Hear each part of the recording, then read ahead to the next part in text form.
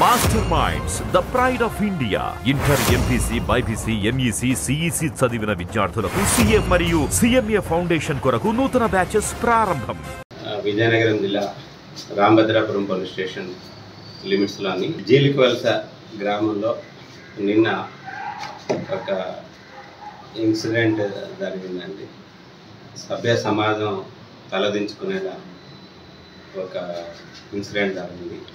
నిన్న morning around 9 o'clock ప్రాంతంలో ఒక 6 నెలల బేబీని తన తల్లి స్నానం చేయించి ఉయ్యాల్లో పడుకోబెట్టి షావుకారు వచ్చాడు. ఆయన దగ్గర సరుకులు కొనుక్కోవాలనే ఉద్దేశంతో ఇంటి వెనుకన షావుకారు ఉంటే అక్కడికి వెళ్ళింది. ఈలోగా ఒక వ్యక్తి, అంటే ఆవిడికి చిన్నన్న అవుతారు, ఈ బేబీ తల్లికి చిన్నన్న అవుతాడు, బోయిన ఎరికన్న దొర అని చెప్పేసి ఆయన నేరేడు వలస ఆయన ఉండేది. ఆయన ఇంటికి వచ్చాడు అన్నమాట. ఇంటికి ఆవిడ వెళ్ళడం చూసింది, బాబు దగ్గరికి వెళ్ళడం చూసింది.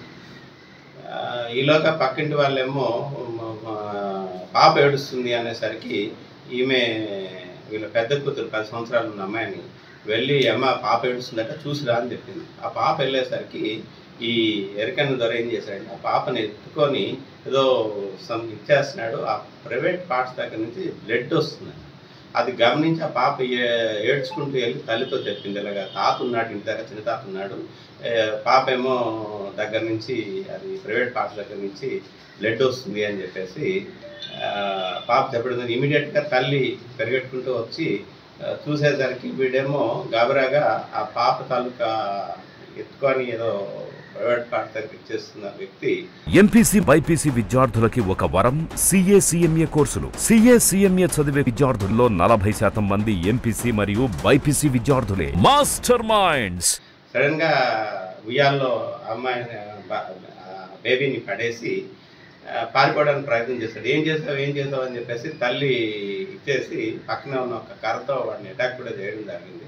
విలేజర్స్ కూడా పట్టుకోవడానికి ట్రై చేస్తే వాడేమో పారిపోయాడు. వాడు బాగా త్రాగున్నాడు, త్రాగేసి ఉండి ఇచ్చేసాడు.